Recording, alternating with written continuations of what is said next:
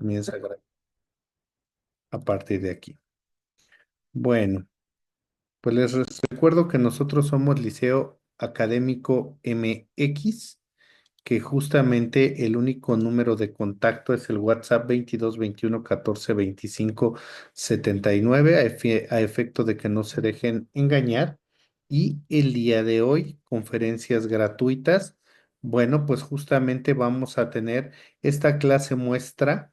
que precede al curso que impartirá la maestra Nancy Villafán Pérez. La clase muestra es denominada Medidas Cautelares. Ahí está el ID de reunión y el código de acceso para todos aquellos que se quieran sumar en este momento. Y quienes no, pues pueden ver a través justamente del Facebook Live, y además la clase quedará en repetición, quedará en nuestra página y en el canal de YouTube. Bueno, en cuanto a los cursos y diplomados, pues esta clase muestra tiene que ver justamente con el taller Medidas Cautelares que está ofreciendo el Liceo Académico, que comenzará justamente los días miércoles, que son los miércoles habitualmente, que nos acompaña la maestra en el horario de 19 a 21 horas, y comienza el 19 de marzo, 26 de marzo. Son las fechas el 2 de abril, el 9 de abril y el 16 de abril. Recuerden que en nuestras clases, pues les incluye justamente las sesiones sub en vivo, las videograbaciones permanentes a un correo de Gmail si es que no pueden estar por alguna situación en clase con nosotros, y su constancia de participación. Bueno, el taller de medidas cautelares, en la clase número 1 veremos la definición y concepto de las medidas cautelares, los principios, la diferencia entre medidas cautelares, órdenes de protección y medidas de protección. En la clase 2 veremos los tipos de medidas cautelares, con especial análisis de la prisión preventiva, tipos, fundamentos, excepciones al lugar de cumplimiento. En la clase 3, ¿qué son los informes de evaluación de riesgo y su uso para la imposición de medidas cautelares, las unidades de medidas cautelares, su función, los informes de evaluación de riesgo justamente? Y en la clase 4 hablaremos sobre la inconvencionalidad de la prisión preventiva oficiosa, donde la maestra Nancy Villafán nos ilustrará con respecto a precedentes de la Corte Interamericana de Derechos Humanos, criterios sobre la duración de la prisión preventiva, el cese de la prisión preventiva, cómo combatir la prisión preventiva. Y en la clase 5, pues desarrollaremos un ejercicios conforme a un caso práctico que nos brindará la maestra Nancy Villafán. El costo por estas 5 clases es de 600 pesos. Y para informes e inscripciones, manden un WhatsApp al 22 21 14 25 79. En un momento más, dentro de los que están en Zoom,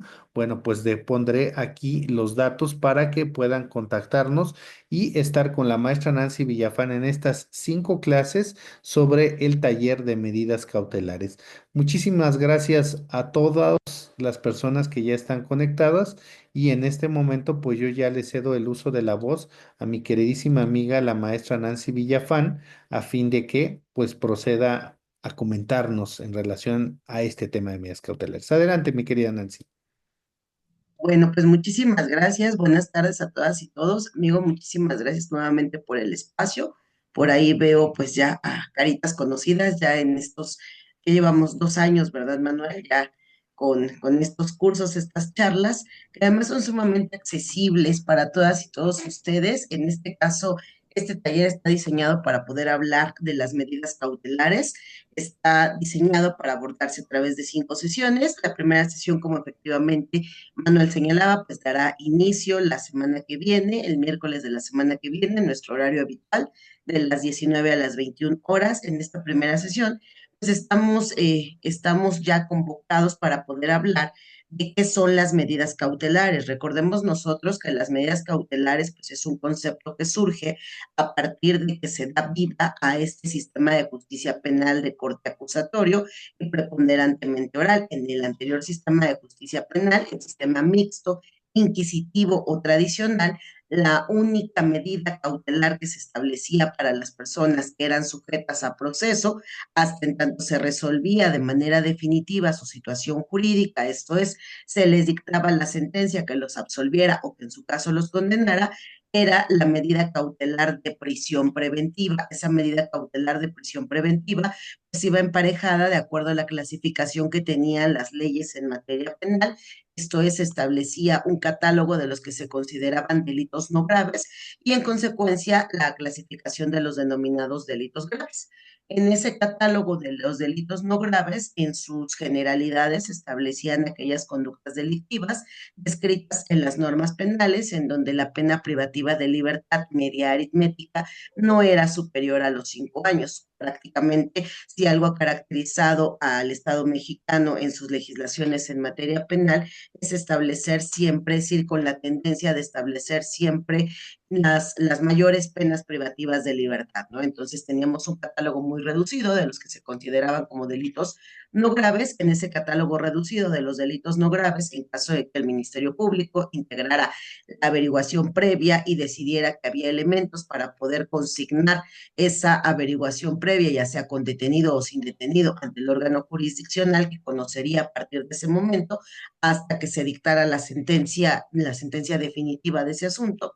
El Ministerio Público entonces llevaba el asunto a consignación ante el órgano jurisdiccional si consideraba que había elementos a partir de los cuales se tenía por acreditado el cuerpo del delito y la probable responsabilidad penal de la persona inculpada. Una vez que se llegaba ante el órgano jurisdiccional verificaba si efectivamente conforme a la clasificación jurídica bajo la cual se había realizado la consigna de esa averiguación previa, se podía o no se podía dictar un auto de formal prisión o en su caso se dictaba un auto de libertad con reservas de ley. El auto de libertad con reservas de ley estaba limitadísimo exclusivamente para ciertos casos, los denominados delitos no graves. Todos los demás eran considerados con el auto de formal prisión. Ese auto de formal prisión, pues si bien es cierto que se establecían plazos dentro de las normas procesales en materia penal, para que a partir de ese momento, pues el proceso pudiera llevarse a cabo, pues lo cierto es que a quienes les tocó litigar varios asuntos en ese sistema de justicia penal tradicional, e incluso los que aún se encuentran vigentes, pues eran asuntos que no se resolvían en un año, que no se resolvían en 2 años. Para muestra basta un botón, el caso de Reyes Alpizar, en donde él y la otra persona que estaba inculpada por un hecho de homicidio en el Estado de México, a partir del momento en el que se consignó su asunto, estas personas se les dictó un auto de formal prisión y fueron privadas de su libertad. El asunto incluso pues, trajo como consecuencia más de 17 años de la vida de ellos privados de su libertad sin que se les hubiese dictado sentencia, aún sin que se resolviera de fondo en el Estado de México la situación definitiva legal de estas dos personas. Pues este caso tuvo que llegar hasta la Corte Interamericana de Derechos Humanos, incluso hace muy poquito, Manuel, tuviste por aquí la participación justamente de una de las personas directamente involucradas en este asunto, junto con la jueza Monibet del estado de Oaxaca, en donde se expuso cuál era la situación en concreto de ese caso y lo trascendental que representó para el Estado mexicano el que vergonzosamente pues este asunto hubiese llegado ante el Sistema Interamericano de Derechos Humanos, en donde dos personas inculpadas por un hecho delictivo habían sido privadas de su libertad y para cuando el asunto llegó ante el Sistema Interamericano aún no se les había dictado sentencia a estas dos personas. Ello llevó a que se analizara el tema de la prisión preventiva de carácter oficioso, incluso pues se trajo a colación que si bien se trataba de un asunto del sistema tradicional de justicia penal que en México imperaba hasta antes del año de 2008 y que a partir de 2008 ya se tenía un sistema de justicia penal de corte más garantista, lo cierto es que en ambos sistemas aplicaba la figura de la prisión preventiva de carácter oficioso. Eso, bueno, pues trajo también a colación pues, que el Estado mexicano tuviera que analizar a partir de distintos precedentes la posibilidad de que nuestros órganos jurisdiccionales, hasta en tanto el Estado mexicano, pues cumple con las dos condenas que se hicieron para reformar el artículo 19 de la Constitución en su párrafo segundo y eliminar del texto constitucional la figura de la prisión preventiva de carácter oficioso, pues en tanto eso sucede, los órganos jurisdiccionales están facultados todos como parte del poder del Estado para llevar a cabo el control de inconvencionalidad, ¿no? Que esa sería la regla. El pequeño detalle, pues es que justo este tema de medidas cautelares es tan llamativo porque recuerden ustedes que el 31 de diciembre, en la publicación del Diario Oficial de la Federación, turno vespertino, se nos hizo de nuestro conocimiento una reforma al 19 de la Constitución, párrafo segundo, en donde la tendencia era evidente, aumentar el catálogo de delitos de prisión preventiva de carácter oficioso, pero por si fuera poco, además de haberse aumentado, para establecer tres supuestos más, que el tema de extorsión, el tema de los comprobantes fiscales que amparen operaciones fiscales no existentes y por ahí el tema también de el delito, ay, se me fue ahorita el delito que se sumó, que creo que fue el de, se me fue ahorita el delito, ahorita lo voy a recordar. Bueno, en esta tesitura además vino un último párrafo del párrafo segundo del artículo 19 de la Constitución, en donde se estableció la obligatoriedad de los órganos jurisdiccionales de interpretar a la literalidad lo dispuesto en esa normativa constitucional, lo que ya ha traído como consecuencia que pese a que todavía no se ha dado cumplimiento a la parte de los transitorios, esto es, la homologación del artículo 167 del Código Nacional de Procedimientos Penales para estar en condición de imponer la prisión preventiva de carácter oficioso conforme a los supuestos incorporados en esa última reforma del 19 de la Constitución, párrafo segundo, pues lo cierto es que ya muchos jueces están aplicando ese tema de interpretar a la literalidad, teniendo prohibido realizar una interpretación extensiva de la norma constitucional. Entonces, la realidad de esa situación en este momento, pues es que muchos jueces se están evitando realizar el control de inconvencionalidad de tipo difuso y están aplicando a rajatabla lo que dispone el artículo 19 de la Constitución. Incluso, pues, en una crisis constitucional como la que tenemos ahorita, en los juzgados que conocen en materia de amparo, anteriormente se estaban concediendo las suspensiones cuando se impugnaba el tema de medida cautelar de prisión preventiva de carácter oficioso, se concedían suspensiones con efectos retroactivos. A partir de la reforma al 19 de la Constitución, en su párrafo segundo, se están dejando de conceder este tipo de suspensiones con efectos restitutivos, de forma tal que las personas que son vinculadas a proceso por cualquiera de los hechos que se establecen en ese 19 de la Constitución, párrafo segundo, insisto, aunque todavía no se ha homologado el 167 del Código Nacional, se les está imponiendo la prisión preventiva de carácter oficioso. Por ahí tenemos posturas muy interesantes, como por ejemplo la postura del juez Eduardo Osorio, en donde pues él es uno de los jueces, el primero prácticamente, que aplicó el tema del control de inconvencionalidad de tipo difuso. En esta regla, bueno, pues tendremos que ver qué es lo que se tiene que hacer, cómo es que se tiene que impugnar. Acuérdense ustedes que tenemos dos sentencias, el caso Son Tectile y el caso Daniel García Rodríguez y Reyes Alpizar, ambas contra el Estado mexicano, que han venido siguiendo la regla jurisprudencial del sistema interamericano de derechos humanos en cuanto a las características que el sistema interamericano, conforme a la interpretación que se ha hecho a través de diversos precedentes, del artículo 7.3 de la Convención Americana sobre Derechos Humanos y del 8.2 en vía de garantías judiciales, el derecho que tiene toda persona que en su caso pues ha sido sujeta a procedimiento a que se presuma su inocencia. Se ha considerado por el Sistema Interamericano de Derechos Humanos que la prisión preventiva impuesta a rajatabla atendiendo a la naturaleza grave del delito es considerada una detención de tipo arbitraria conforme a la interpretación del 7.3 de la Convención Americana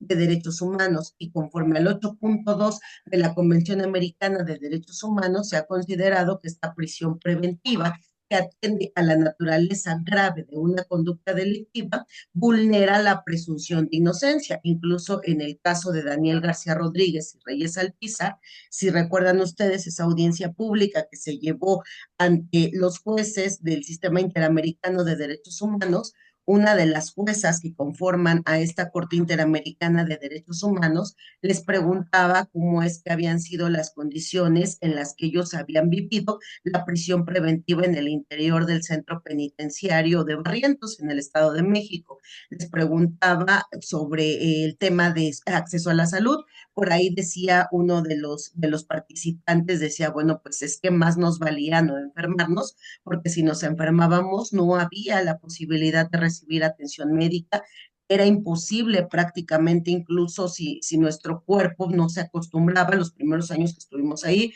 era muy difícil acostumbrarnos a los alimentos que se nos daban, porque si nuestro cuerpo no estaba acostumbrado a ese tipo de alimentos, pues era muy probable que nos enfermáramos e incluso realizar nuestras necesidades fisiológicas cuando nos enfermábamos del estómago era algo sumamente complicado en un dormitorio en donde convivíamos al principio casi 40 personas, ya con posterioridad pues el número de personas que convivíamos en el interior de ese dormitorio, no hablo de un módulo, hablo de un dormitorio. Ya se empezó a reducir a veintitantas personas y bueno, pues ya existía mayor posibilidad de que se respetara, pues ahora sí que el derecho de antigüedad. Quienes llevaban más tiempo en ese dormitorio, pues eran los que tenían mejores posibilidades para dormir, ¿no? Algo tan espantoso como el castigo que incluso pues representa la cárcel misma sin haber obtenido una sentencia de condena, pues llevó a que la Corte Interamericana de Derechos Humanos se pronunciara sobre la manera en la que el Estado mexicano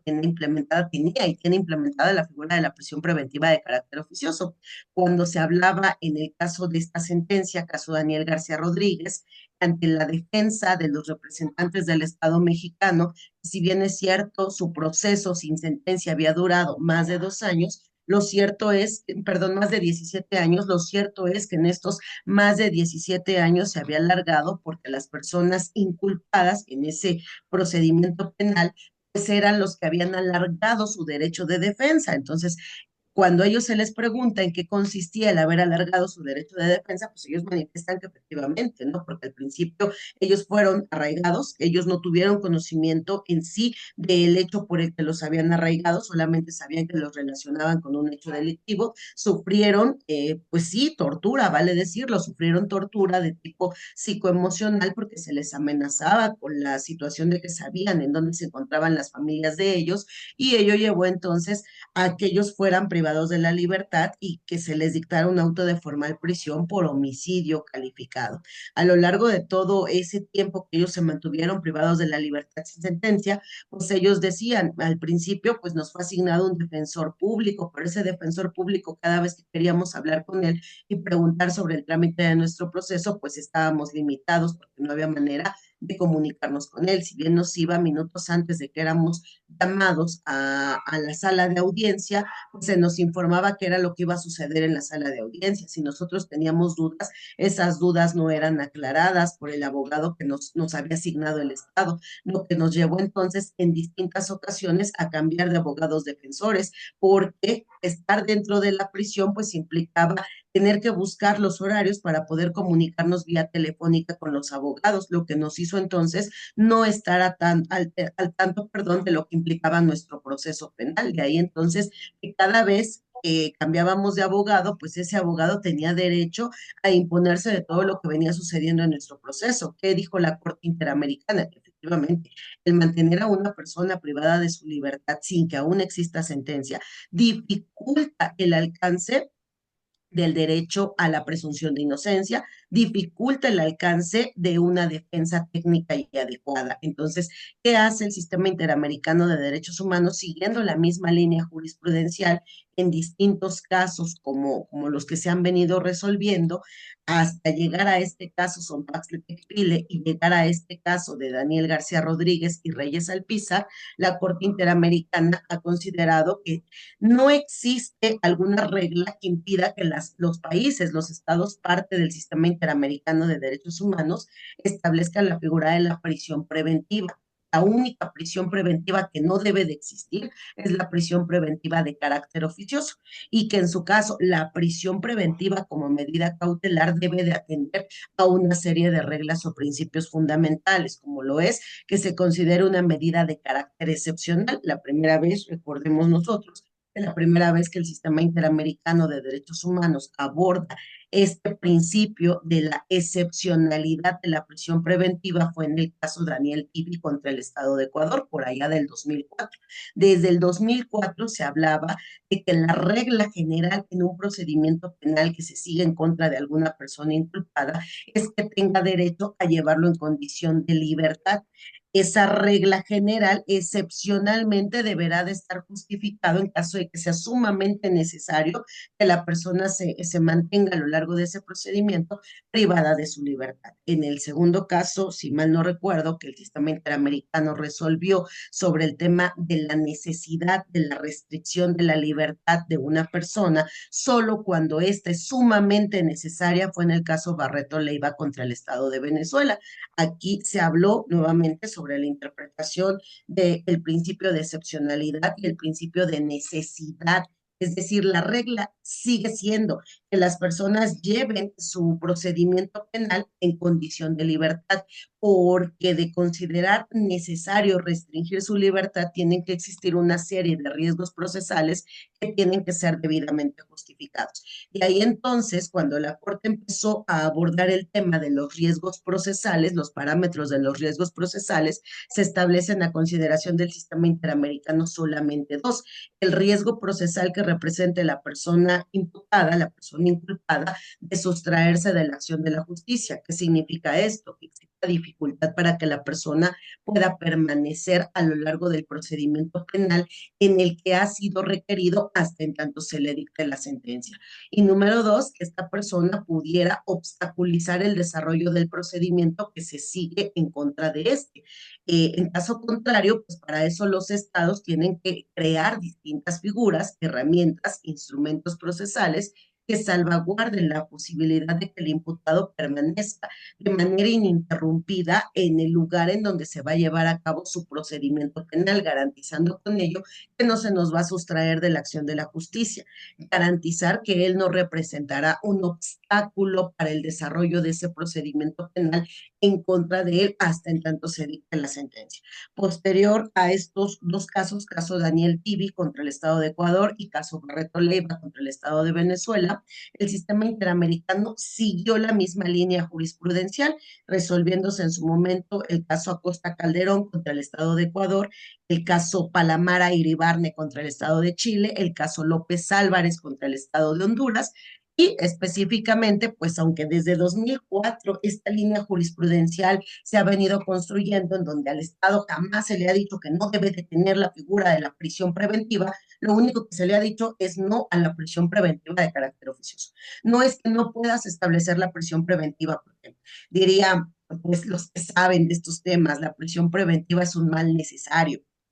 Tan es necesario que hay casos en donde específicamente yo no te puedo garantizar que el comportamiento del mismo imputado pues no pudiera representar un riesgo de que se me sustraiga de la acción de la justicia. Por ejemplo, ahorita en cualquiera de los casos que están famosísimos, ¿no? Por ahí hay un tema político en contra de un exgobernador de un estado de la República Mexicana que hace aproximadamente 15 días tuvo conocimiento de que había una orden de aprehensión en su contra y hasta el momento, aunque existe una ficha de búsqueda, acompañada de esa orden de aprehensión, pues no hay manera de localizar a esta persona. Si en algún momento pues lo pudieran traer al procedimiento penal, pues ya hay un indicio de que la persona tiene la condición de pretender sustraerse de la acción de la justicia, lo que haría pues sí posible que esta persona lleve su procedimiento sujeto a la medida cautelar de prisión preventiva de carácter justificado. Se justifica bajo qué parámetros, dice el Sistema Interamericano de Derechos Humanos: la excepcionalidad, la necesidad, la proporcionalidad, la mínima lesividad, la mínima intervención, que incluso el Estado mexicano en el artículo 156 del Código Nacional de Procedimientos Penales, por cuanto hace al capítulo de medidas cautelares, ahí mismo establece estos principios que deben de seguir las medidas cautelares y que no hacen otra cosa que atender a esa línea jurisprudencial del Sistema Interamericano de Derechos Humanos. ¿De qué vamos a hablar de igual manera? De ese catálogo de medidas cautelares que se establecen en el artículo 155. El legislador fue muy lógico en crear un catálogo de 14 fracciones de medidas cautelares, en donde la última es la prisión preventiva. ¿Por qué? Porque insisto que se sigue la línea jurisprudencial. Debe de ser excepcional, debe de ser proporcional, debe de ser necesaria, debe de atender a una mínima lesividad, debe de atender a una mínima intervención. Por eso es la última ratio. Vamos a ver cómo es que se debate en su caso ese catálogo de medidas cautelares, porque incluso Miguel, por ejemplo, si el Ministerio Público dice, ¿sabes qué? Que yo quiero que el señor Juan Pérez, imputado, venga y se presente a firmar cada 15 días ante el órgano jurisdiccional o ante la autoridad que el órgano jurisdiccional señale, pues tengo que justificar por qué pretendo que se le realice un acto de molestia de que cada 15 días vaya y se presente a firmar. Al final de cuentas es un acto de molestia, no en igual proporción que representaría la medida cautelar de prisión preventiva, pero sigue siendo un acto de molestia. Entonces no es solamente pedir por pedir, tengo que justificar a qué atiende la necesidad de que el señor tenga que dejar de hacer lo que va a hacer todos los días y 2 días, uno cada 15 días a lo largo del mes, presentarse a estampar una firma a que se verifique que el señor sigue atento al procedimiento que se está siguiendo en su contra en el lugar en donde se dictó el auto de vinculación a proceso.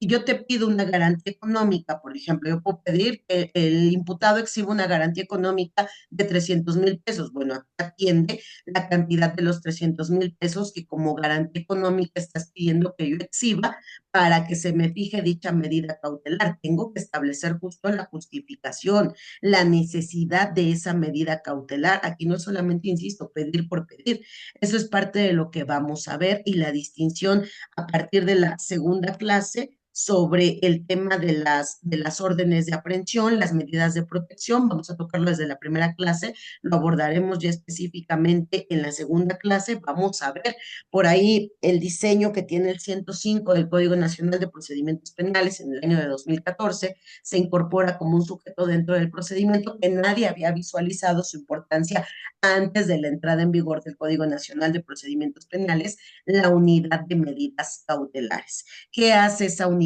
de medidas cautelares conforme a el parámetro que dispone el artículo 176 del Código Nacional? Esta unidad de medidas cautelares, UMECA, USMECA, SEMECA, como se denomina en las distintas instituciones, es un sujeto dentro del procedimiento penal que tiene vida jurídica a partir del artículo 105 de la Constitución y que tiene dos funciones. La primera, evaluar los posibles riesgos procesales que representaría el imputado. En el caso del Estado mexicano, pues estos riesgos procesales son la posibilidad de que se me sustraiga de la acción de la justicia, que pueda obstaculizar el procedimiento, que se siga en su contra, o que pueda representar un riesgo a la víctima, 169, 168, 169 y 170 del Código Nacional de Procedimientos Penales. Y entonces ellos emiten un informe de evaluación de riesgo. Ese informe de evaluación de riesgo podrá tomarse en consideración por el órgano jurisdiccional para efecto de la imposición de las medidas cautelares. Hay un único manual que tenemos en nuestro país,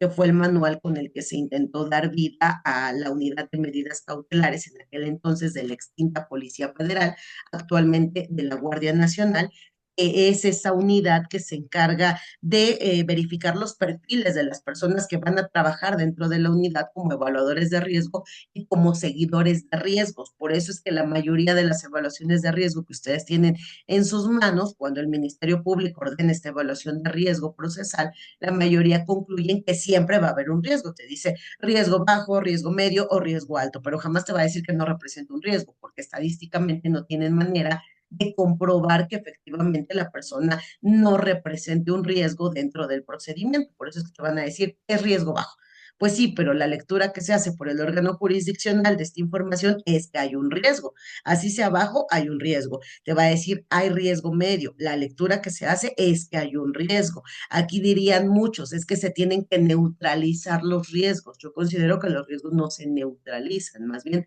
habrá que entrar al debate sobre la justificación, sobre la necesidad, sobre la proporcionalidad para que en su caso ese riesgo deje de existir, porque si tú me dices se neutraliza, pues el riesgo sigue estando presente y por eso es que muchas veces se nos complican las audiencias de revisión de las medidas cautelares conforme al artículo 161 del Código Nacional. Vamos a ver en la clase 3 los tipos de medidas cautelares. Vamos a hacer especial énfasis en el tema de la prisión preventiva. Nos vamos a ir preparando porque en la clase 4 vamos a ver el tema de la inconvencionalidad. Vamos a traer a colación los precedentes que yo ya citaba del Sistema Interamericano de Derechos Humanos y específicamente las jurisprudencias. Hay una jurisprudencia en el Semanario Judicial de la Federación que justo aborda este tema, el por qué los órganos jurisdiccionales de todo el país están obligados a partir de la reforma constitucional de 6 y 10 de junio de 2011 en materia de derechos humanos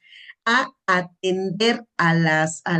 los precedentes, la jurisprudencia del Sistema Interamericano de Derechos Humanos cuando aquella beneficie, salvaguarde de una manera más amplia un derecho humano respecto de lo que se encuentra previsto en la Constitución. Tendremos que abordar, nos guste o no, el tema de la contradicción de tesis 293 diagonal 2011, en donde se hizo alusión en su momento por esa corte mexicana conformada por destacables juristas en nuestro país, se hizo alusión al tema de las restricciones constitucionales y en su momento se atendió a la interpretación de que nunca nada por encima de la propia Constitución, que ha sido parte de lo que incluso se utilizó en esta última reforma, el 19 de la Constitución, párrafo segundo, en su último párrafo, para señalar que los órganos jurisdiccionales que en su caso tengan que imponer en los casos que ahí se enlistan, en los delitos que ahí se enlistan, la prisión preventiva de carácter oficioso, tienen prohibido hacer otra interpretación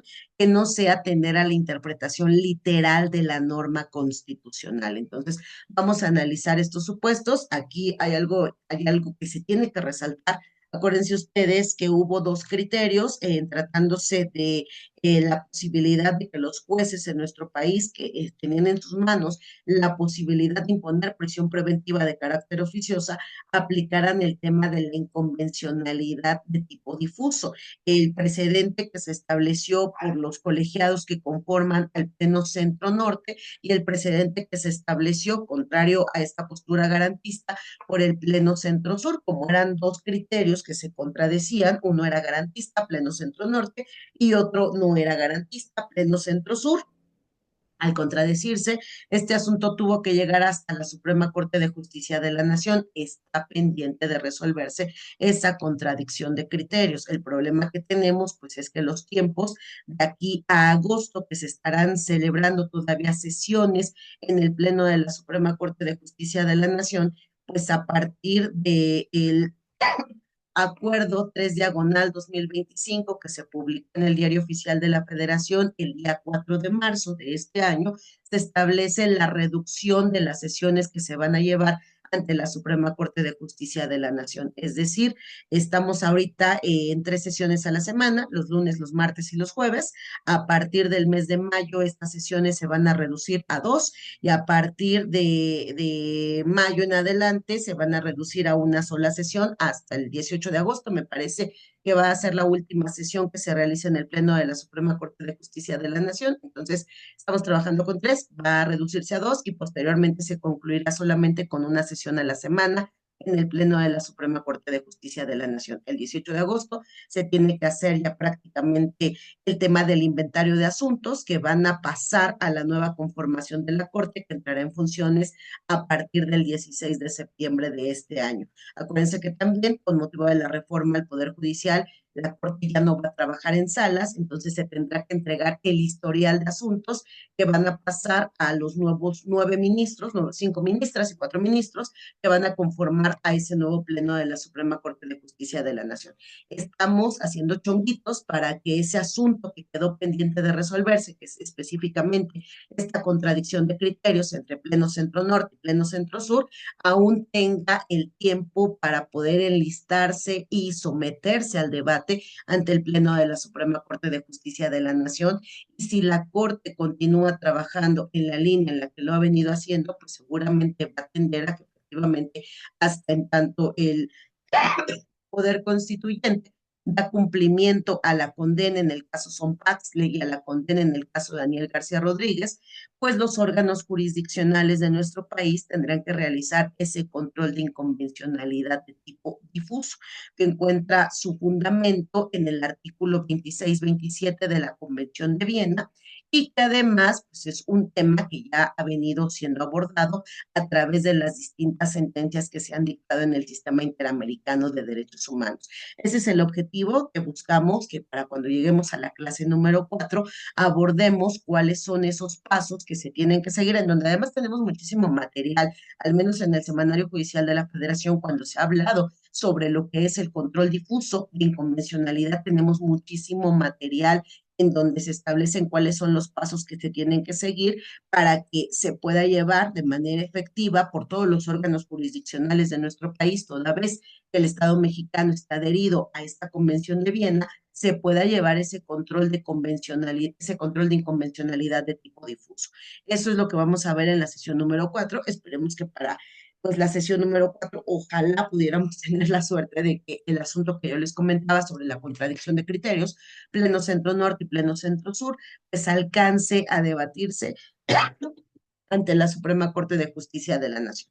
En la sesión número 5, pues tenemos previsto poder realizar un ejercicio o varios ejercicios prácticos sobre el debate de medidas cautelares. Este taller, justo por eso se llama taller, porque de la sesión 1 a la sesión 4 vamos a tratar de adquirir los elementos doctrinarios, legales, casos en concreto que vamos a ir comentando para en el caso, en la sesión número 5, se puedan abordar casos prácticos en donde se tomen en consideración esos parámetros, principios para el debate de medidas cautelares. ¿De qué vamos a hablar? Pues vamos a hablar de qué son las medidas cautelares, hablaremos del tema de la duración de la prisión preventiva, el tema del plazo razonable que fue abordado a través de la sentencia Son Paxley y a través de la sentencia caso Daniel García Rodríguez. Vamos a hablar sobre el cese de la medida cautelar de prisión preventiva. Hablaremos sobre el tema de la procedencia del amparo en tratándose de la suspensión con efectos restitutorios y el cómo pues se vino creando esta figura a partir de que las sentencias del Sistema Interamericano de Derechos Humanos fueron notificadas hacia el Estado mexicano. La intención de este curso, insisto, pues es abordar un tema tan interesante como lo es el tema de las medidas cautelares, que si bien nos vamos un poquito para atrás, pues esta figura de medidas cautelares tiene su origen dentro de lo que es el derecho civil. En el derecho civil se aplican este tipo de herramientas para poder obtener cierto tipo de consideraciones hasta en tanto concluye el procedimiento en materia civil. En la materia penal, pues al establecerse un sistema de tipo garantista, las medidas cautelares son estas herramientas que permiten que se cumplan con los principios establecidos en el artículo 18 de la Constitución, es decir, que el sistema penitenciario esté destinado exclusivamente para las personas que en su caso tienen ya una sentencia condenatoria y que esa sentencia condenatoria ya haya quedado firme. No es posible que en una cárcel, en un centro penitenciario, en donde fue diseñado de origen para albergar a 800 personas, se triplique la cantidad de personas que cohabitan, que dormitan en ese espacio penitenciario. No hay posibilidad para que se les acerque en lo más mínimo posible a la reinserción social y a sus principios. No existe esa posibilidad porque no tienes la capacidad de dotar de herramientas para que se capaciten para un empleo, no tienes la capacidad para dotar de herramientas para que todos sean atendidos en su salud física, en su salud emocional, en su salud dental, en su salud sexual. No existe esa posibilidad porque, pues, bueno, dentro de un centro penitenciario y un psicólogo para atender a una cantidad de población penitenciaria que supera por mucho la cantidad administrativa de custodios con los que cuenta ese sistema penitenciario. No existe la posibilidad para quienes así lo necesitan de acceder incluso a la salud psiquiátrica cuando alguna persona necesita acceder a temas ya psiquiátricos para atender su salud emocional, su salud mental, pues muchas veces no existe esa posibilidad. Atender la salud física, pues es un tema, diría, estas dos personas, en el caso de Daniel García Rodríguez y Reyes Alpizar, diría el señor Daniel García Rodríguez, pues que enfermarse es un privilegio en el interior del sistema penitenciario. No existe posibilidad para enfermarte porque porque sabes que esa enfermedad no va a ser atendida por las autoridades médicas del sistema penitenciario. Muchas personas, pues desafortunadamente su condición de salud se complica. ¿Cuántos no tenemos asuntos en nuestras manos de personas que se encuentran privadas de la libertad y que tienen enfermedades crónico-degenerativas, que su salud cada vez se va deteriorando más, personas que incluso pues ya alcanzaron la etapa adulta mayor de su vida y que aún siguen privados de la libertad? Ese tipo de situaciones, por eso es que el sistema reservó estos principios en el artículo 18 de la Constitución para el tema de la reinserción social, exclusivamente para las personas que tuvieran ya una sentencia definitiva condenatoria firme. Incluso por eso, pues el mismo sistema penitenciario establece una serie de beneficios preliberacionales para que el menor número de personas pues pasen el menor tiempo de su vida privados de la libertad, porque el mismo sistema tendría que dotar de las herramientas para que ellos cumplan con un plan de actividades, para que el plan de actividades vaya destinado a que se capaciten para poder adquirir un empleo, a que ellos accedan a un sistema de salud, a que ellos puedan participar, hacerse partícipes de actividades recreativas en donde pues, esas ventajas que tienen dentro del mismo sistema penitenciario sea voltear a ver a la pena, no solamente como un castigo, como una restricción, sino como una forma, un camino que se tiene que seguir para que la persona pueda ser restituida al haber cumplido con la pena o en su caso al haber cumplido con un plan de actividades, al no haber participado en motines, en riñas dentro del sistema penitenciario, poder acceder a un beneficio preliberacional. El resto de las personas que excepcionalmente, sin tener una sentencia firme, pudieran verse sujetas a la prisión preventiva, pues tendría que ser el menor número de los casos, ¿no? Se supone que esa es la base con la que se creó esta reforma constitucional. Ustedes recordarán, siempre traigo a colación estos documentales del túnel, el documental de Presunto Culpable, en donde por allá en el 2007, 2008, se nos trataba de generar conciencia sobre lo que implicaba, lo costoso incluso que implicaba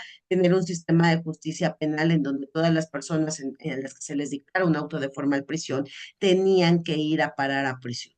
La idea era justamente esa, evitar que esos casos en donde las personas tenían que verse restringidas de su libertad hasta en tanto se les dictaba sentencia condenatoria o absolutoria, fuese el menor número de los casos posibles. Si ustedes revisan su exposición de motivos de su reforma constitucional en materia de seguridad pública y justicia penal, justo aborda ello.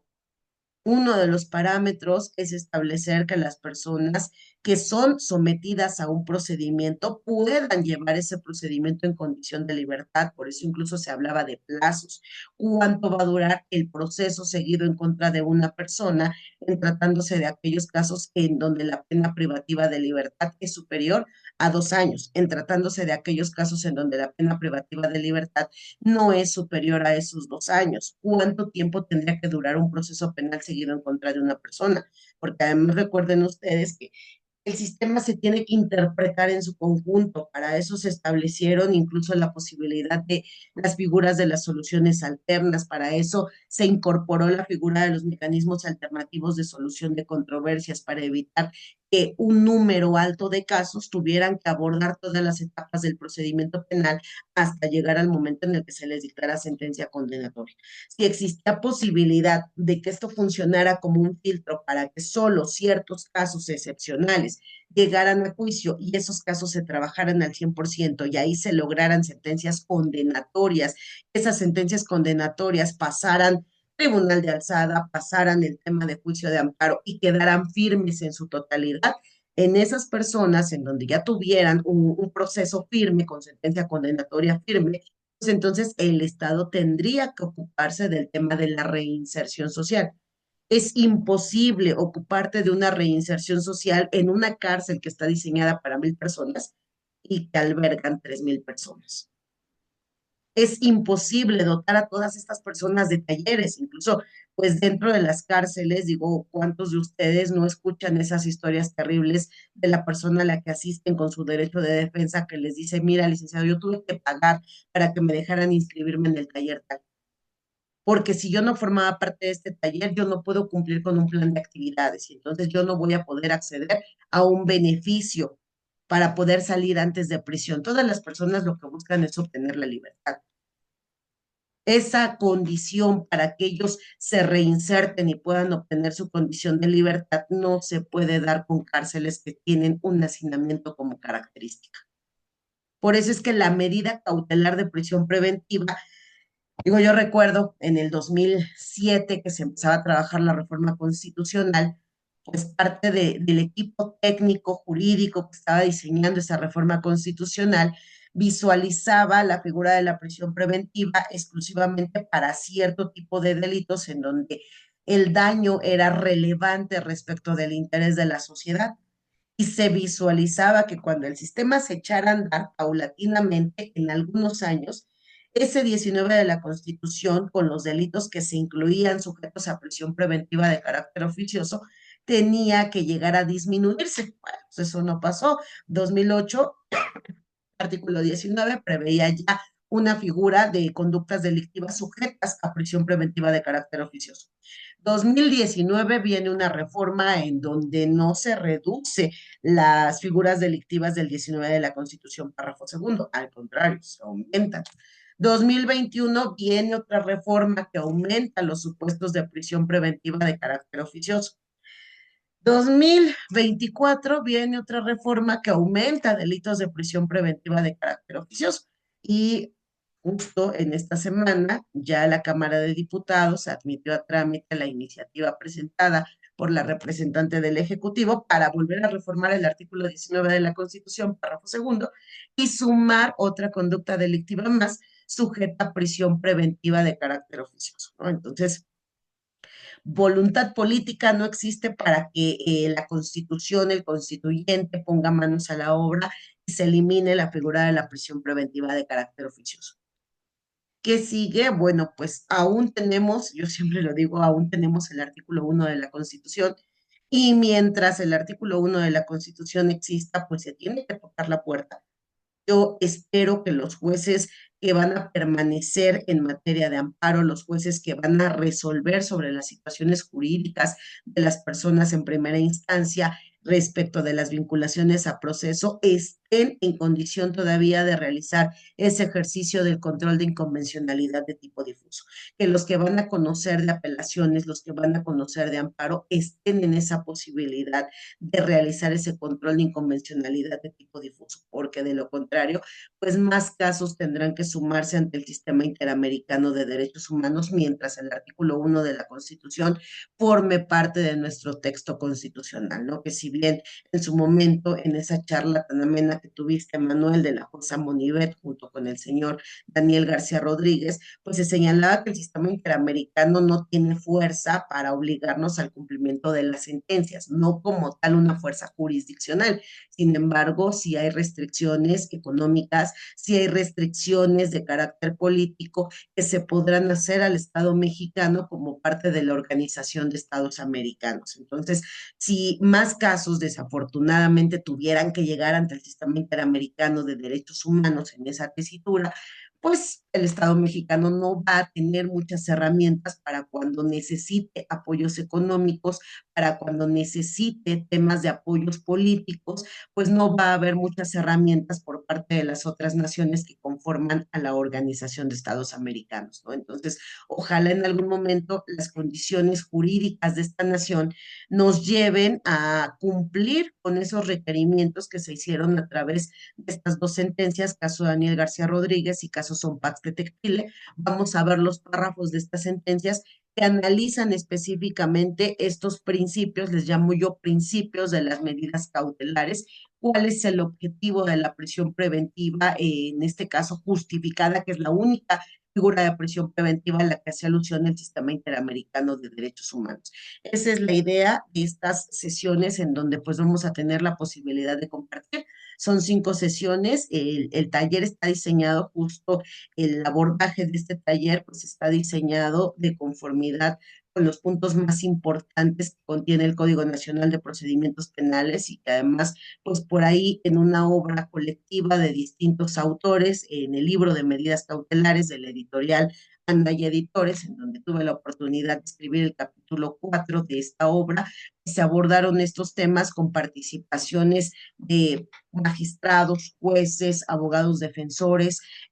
prácticamente pues hubo varias personalidades del mundo jurídico, digo yo, el doctor Manuel Valadez, a quien ustedes han escuchado en distintas ocasiones a través del liceo académico y la postura que tiene respecto de esta figura de medidas cautelares, específicamente la prisión preventiva, la maestra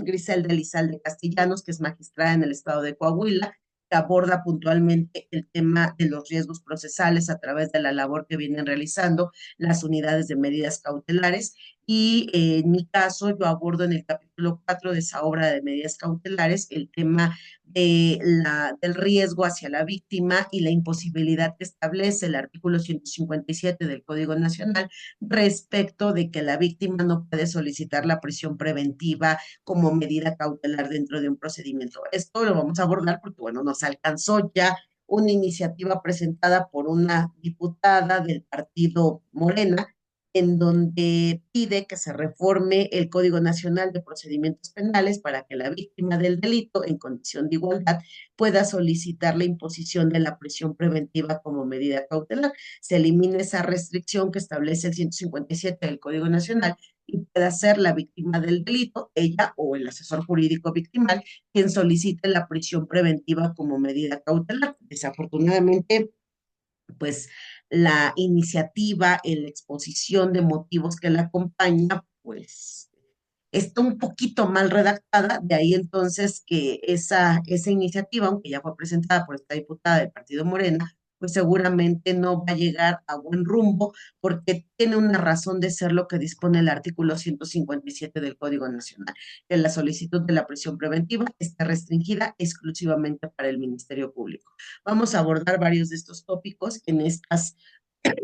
5 sesiones. Están programadas, si cumplimos en tiempo y forma, están programadas para concluir el 16 de abril y pues contaremos, para la sesión número 5, contaremos con los elementos doctrinarios legales suficientes para poder abordar casos prácticos. Esa es la intención, que en la sesión número 5 se aborden casos prácticos. Yo los invito a que, como siempre, nos den la oportunidad de compartir a través de este espacio que el Liceo Académico tiene destinado para nosotros los miércoles a partir de la siguiente semana, 19, 26 de marzo, 2, 9 y 16 de abril, en un horario de las 19 a las 21 horas para platicar en este taller de medidas cautelares que está diseñado, los temas que vamos a abordar están diseñados a partir de la vertiente doctrinaria y la vertiente práctica, que son estos casos con los que nos enfrentamos muchas veces en nuestro papel como abogados defensores, en nuestro papel como asesores jurídicos y principalmente cómo hacer el acompañamiento para que en su caso pues el Ministerio Público justifique de manera idónea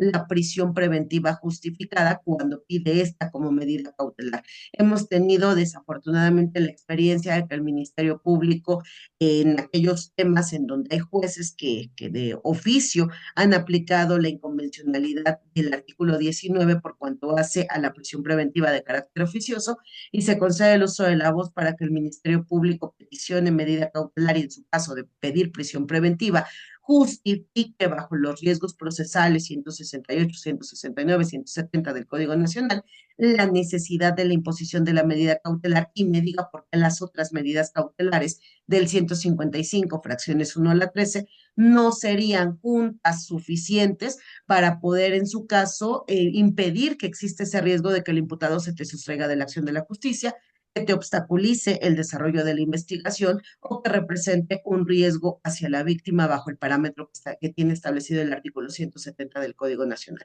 De repente, pues el Ministerio Público dice, pido prisión preventiva justificada, porque hay un riesgo de que se sustraiga el señor imputado de la acción de la justicia, pero no justifica en qué consiste ese riesgo de que se sustraiga de la acción de la justicia. Vamos a hablar justo de sus elementos que se tienen que prever para cuando se sube a una audiencia en donde se sabe que se va a llegar, en su caso, al momento del debate de las medidas cautelares. Son prácticamente los temas que vamos a ir abordando. Insisto, este temario en 5 sesiones está diseñado un poquito con base en este libro de medidas cautelares. Son los temas más importantes que se abordan en los capítulos que conforman a esta obra de medidas cautelares y que son cuestiones que en la práctica pues hemos visto que muchas veces se nos complican, se nos dificultan para poder llevarlas a un ejercicio consensuado entre el Ministerio Público, entre la asesoría jurídica victimal o generar un buen debate por parte de la defensa de las personas imputadas. Eso es justo lo que vamos a abordar a través de estas 5 sesiones, Manuelito. Pues mi querida Nancy, pues muchas gracias ya por aquí, por los datos a través del chat de Zoom y a quienes nos están viendo a través de Facebook Live. Bueno, pues les hago la cordial invitación a que se sumen con nosotros a este taller de medidas cautelares que será impartido a partir del próximo miércoles, 5 miércoles. Algunas ocasiones, bueno, saben que la maestra, pues lo tengo que decir así, es rockstar, ¿no? Y de repente, y más bien es el trabajo en muchas ocasiones, pero siempre la maestra tiene esa fineza, ese detalle de que cuando por alguna situación no nos puede dar una clase, a veces nos repone hasta otra, ¿sí? Y terminan siendo, en lugar de 5 o 6 clases, terminan siendo 7. Entonces yo los invito a que se inscriban, que envíen un mensaje al WhatsApp 22 21 14 25 79. Allí está, digo, creo que ya ha sido más que clara la maestra cuáles son los temas que vamos a ver. En su momento también tendremos a la venta por Liceo Académico el libro de medidas cautelares. También por ahí nos pondremos de acuerdo con la maestra Nancy Villafán para quienes lo quieran adquirir. Hay muchos que me han preguntado también con relación al libro. Bueno, pues ya es la oportunidad de cristalizar también lo que hay en ese libro y qué mejor de la mano de la maestra Nancy Villafán, a quien le tengo pues muchísimo aprecio y creo que la gran mayoría de la comunidad jurídica le tiene un gran aprecio a la maestra Nancy Villafán. Este es muy querida y lo debo decir así, creo que es muy querida por la comunidad jurídica. Así que pues yo los invito, que a partir del próximo miércoles se sumen con nosotros de 19 a 21 horas. El costo del taller es de 600 pesos. Recuerden pues que les incluye sus sesiones en Zoom, sus videograbaciones permanentes, su constancia de participación y siempre la maestra, si algo tienes, que siempre nos está proporcionando criterios, nos está dando ejemplos, cuestiones que compartimos a través de los grupos de estudio que creamos en Liceo Académico para ustedes. Mi querida Nancy, no sé si quieras comentar algo más. Esta videograbación en un rato más estará en el canal de YouTube, lo mismo que en la página del Liceo Académico, lo mismo que el en vivo, Nancy. No sé si quieras tú comentar algo.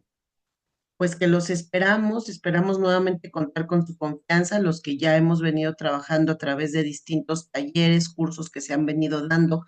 mediante la plataforma del Liceo Académico. Bueno, pues ya saben cuál es nuestra dinámica de trabajo. Los que nos escucharon a través de la plataforma de Zoom, a través de las plataformas de Facebook y posteriormente mediante el canal de YouTube del Liceo Académico, pues que nos den esa oportunidad de compartir. Aquí, insisto, siempre yo considero, yo soy de la idea de que el conocimiento no sirve absolutamente de nada si no lo compartimos, no hay verdades absolutas, no hay personas especialistas en ninguno de los temas que hemos venido abordando. El sistema, a pesar de que se terminó legalmente de construir en el año de 2016 para los estados de la República Mexicana y para la federación misma, pues es un sistema que todos los días se construye en cada agencia de Ministerio Público, en cada sala de audiencia. Nos encontramos con criterios a veces generalizados en las unidades de gestión administrativa de los órganos jurisdiccionales, a veces nos encontramos con criterios que distan de lo que ya se venía generalizando. El sistema, insisto, está diseñado para especializarnos todos juntos. De nada sirve el conocimiento si no se puede compartir, si no vamos, sobre todo en estos tiempos que son tiempos que se visualizan para ser un poquito complicados, más complicados que los otros tiempos que nos han tocado, pues tenemos que trabajar juntos para poder diseñar criterios en donde la profesión, en donde el ejercicio de nuestra profesión se siga dignificando. Yo sé que quizá nosotros entendemos la parte jurídica, quizá nosotros entendemos y estamos relacionados con los parámetros ya señalados por el Sistema Interamericano de Derechos Humanos. Hemos seguido la línea de la primera sala de la Suprema Corte de Justicia de la Nación en estos temas que han sido materia de análisis. Sabemos cuál es el criterio que varios de los ministros que conforman al Pleno de la Corte han sustentado cuando se trata de algún tema de restricciones a derechos fundamentales previstos en la Constitución. Sin embargo, pues vienen tiempos en donde quizá la situación no se torne bastante sencilla, ¿no? Y tenemos que encontrar, tenemos que diseñar esas herramientas para que la persona que deposita su confianza en ti como persona imputada, como persona acusada, pues pueda obtener la mejor solución jurídica posible. Esto se diseña, se hace exclusivamente a través del conocimiento, a través del estudio constante. Yo quisiera decirles que todo lo que tiene que ver con el tema de medidas cautelares ya está dicho. No, no es cierto, no está dicho que se vienen construyendo esos criterios por los tribunales colegiados de circuito. Tan no está dicho que de repente en la publicación del Semanario Judicial de la Federación del día viernes te puedes topar un criterio muy garantista y para el siguiente viernes te puedes topar con un criterio menos garantista. Esa es la idea de seguir preparándonos, de seguir estudiando, de seguir compartiendo ese conocimiento que tenemos, ¿no? Dice Manuel, justo esa es una de las ideas por las cuales se creó esta institución, liceo académico, porque de nada sirve que alguien sepa mucho si ese conocimiento no se comparte, ¿no? La característica principal, yo aprendí muchísimo del magistrado Miguel Ángel Aguilar López, era una persona quien yo considero pues uno de los mejores juristas que en tiempos actuales el país ha dado. El magistrado que en paz descanse, pues, siempre fue muy compartido con el conocimiento, ¿no? A mí me tocó escucharlo en distintas ocasiones y el magistrado siempre decía, ustedes aquí tienen 10 y el resto que la sociedad se los reclame. Entonces, esa es la idea, seguir preparándonos, seguir estudiando, seguir capacitándonos, seguir estudiando día con día, porque aquí no hay nada dicho, no hay absolutamente nada dicho. Incluso dentro muchas veces de las mismas ponencias que escuchamos, en las ponencias en las que nos hacemos partícipes, cada quien tiene un criterio distinto y es sumamente respetable porque de eso se trata de compartir el conocimiento. No vamos a encontrar criterios iguales, vamos a encontrar criterios distintos, cada quien tiene una forma distinta de difundir el conocimiento, de transmitir la enseñanza y si en algo se ha caracterizado el liceo académico es que tiene personas que se interesan por escuchar ese conocimiento, por transmitirlo, por compartirlo, por hacerse partícipes, ¿no? Entonces, yo los invito para que nos acompañen a partir de la siguiente semana en un horario de las 19 a las 21 horas. Yo creo que a veces nos hemos ido un poquito más de las 21 horas, a veces hemos concluido clases 9:30 de la noche y todavía tenemos a personas que se quedan con esa manita levantada de plantear dudas, ¿no? Y a veces, si el tiempo nos lo permite, pues contestamos la mayor cantidad de dudas posibles, si no, pues la siguiente clase retomamos con el tema de las dudas que se hayan generado. Y a veces, dice Manuel, creo que ninguna de las clases las hemos concluido en el número de sesiones que se ofertan, ¿verdad, Manuel? Siempre hemos dado una sesión más, justo porque ustedes tienen derecho a que las dudas que se van generando se vayan aclarando a lo largo de las sesiones, ¿no? Si algo tengo, pues es que no me gusta a mí quedarme con dudas cuando me hago partícipe de una clase, menos aún me gusta dejarlos con dudas. Y si no lo sé, pues nos tenemos que poner a estudiar, ¿no? Y encontrar una solución, porque ustedes se deben a eso, al trabajo que realizan allá afuera, ¿no? Ahorita nos vemos todos aquí a través de las plataformas, pero el trabajo que realizan ustedes allá afuera, eso es lo que los califica a todas y todos ustedes, ¿no? Entonces yo espero verlos a partir de la siguiente semana, a las 19 horas en punto estaremos iniciando y estaremos concluyendo, si no hay por ahí alguna situación que se nos atraviese, pues hasta que se nos acaben las dudas, ¿vale? Entonces agradezco muchísimo la confianza de ustedes y espero contar con su presencia a partir de la siguiente semana, Manolito. Muchas gracias, mi querida Nancy. Yo te agradezco como siempre tu generosidad y justamente lo decía la maestra Nancy, ¿no? Eh, Saben que la filosofía del liceo académico está primero, antes que nada, compartir el conocimiento y cada uno de nuestros docentes, lo debo de decir así, comparte de manera gratuita a través de clases muestra. La maestra Nancy Villafán ya lleva con nosotros cerca de 2 años y medio, estaba haciendo el conteo de los cursos que ha impartido ya en liceo académico y es una de las docentes que más cursos ha impartido también en liceo académico y lo cual yo le agradezco públicamente el que nos acompañe porque el liceo académico no sería lo que es, en primer lugar, por todos los compañeros, colegas abogados que se suman a la plataforma del Liceo Académico, que hacen del Liceo Académico su casa de estudio. Y en segundo lugar, y no menos importante, gracias a sus maestras y a sus maestros que nos acompañan semana tras semana y que dan todo y dejan todo en Liceo Académico por el gremio jurídico. Y ese es el caso pues, indudable de mi querida amiga Nancy Villafán. Entonces, pues Nancy, muchísimas gracias a todos. Vamos a despedir la transmisión y esperamos contar con ustedes, que nos sigan dándonos ese voto de confianza. Recuerden que las sesiones son en vivo en Zoom. Si no pueden entrar, están las videograbaciones permanentes a correo de Gmail, que ese es un plus que digo, tenemos nosotros en Liceo Académico porque siempre he creído que pues por aquello que pagas, lo justo es que tengas las videograbaciones para que cuando tengas alguna duda,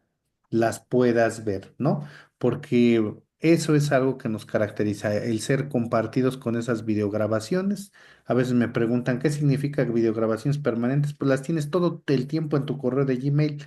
no se borran. No es necesario ni que luego me preguntan, ¿se tienen que descargar? No, ahí las tienes. Pues mi querida Nancy, te mando un fuerte abrazo. Muchas gracias a todas, a todos. Un abrazo a los niños, a tus niños, Nancy, a tu mami. Y Gracias, Manuelito. mejórate, querida amiga. Nos vemos la próxima semana por Liceo Académico de 7 a 9 o si no es que un poquito más, si nos llegamos a ir. Ahora sí, vamos a tratar, no se van a emparejar ningún curso a las 9 para que no, porque luego traíamos un poquito corriendo a la maestra Nancy con el tema, pero no vamos a emparejar esta vez ningún curso a las 9 de la noche para que los tiempos, de ser necesario, pues se recorran un poco más. Gracias a todos, me despido y muchísimas gracias por su asistencia virtual. Gracias, mi querida Nancy. Gracias, excelente tarde. Que estén muy bien, hasta luego. Nos vemos, Manuelito, un abrazo. Un abrazo, buenas noches.